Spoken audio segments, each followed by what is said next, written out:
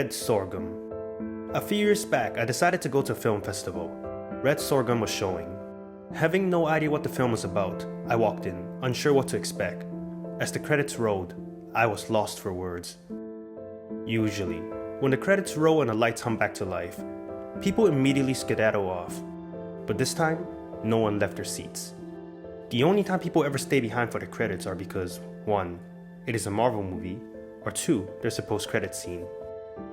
This movie had none, and we all knew that, but everyone stayed.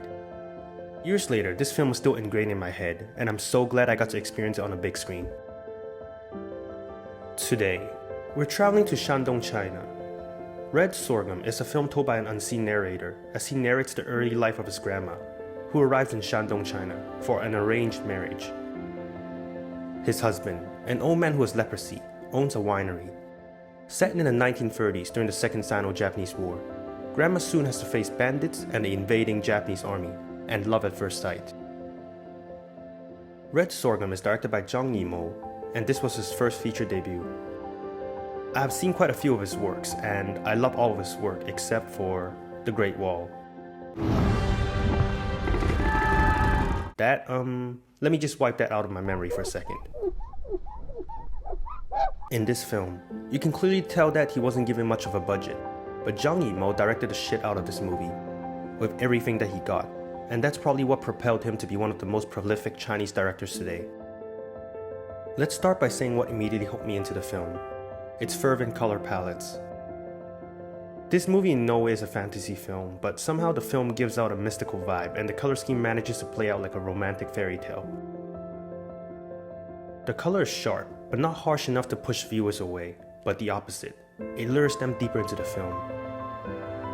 It is very different from the color films that we saw during the 1980s period.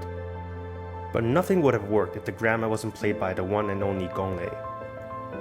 Her voracious acting combined with a focused camera work, exquisite cinematography, works to capture her mesmerizing performance. You are guaranteed to fall in love with her at first sight. Other actors also give terrific performances, giving us the comedic tone that we need from time to time, as it is a heavy film to watch at times. Packaged inside a fairy tale-like film also carries violence, as it is set during the war when the Japanese army invaded China. This aspect of the film does not hold back, and some scenes are hard to digest as the cruelty of the Japanese soldier are depicted on screen. Not enough to make you throw up, but enough to make you twist your mouth with disgust. It is not an easy watch. Zhang Yimou has done the impossible, making a literally perfect film that plays out like a dream or fairy tale through the grandkid's narration. Placing us back in time in the shoes of the peasants living in rural China during the 1930s, allowing viewers to feel the struggle, the hardship, and the process of falling in love. So yes, bravo Mr. Zhang for creating one of the best experiences I had that year at the film festival, and having it linger in my head many years later. Check this one out, trust me.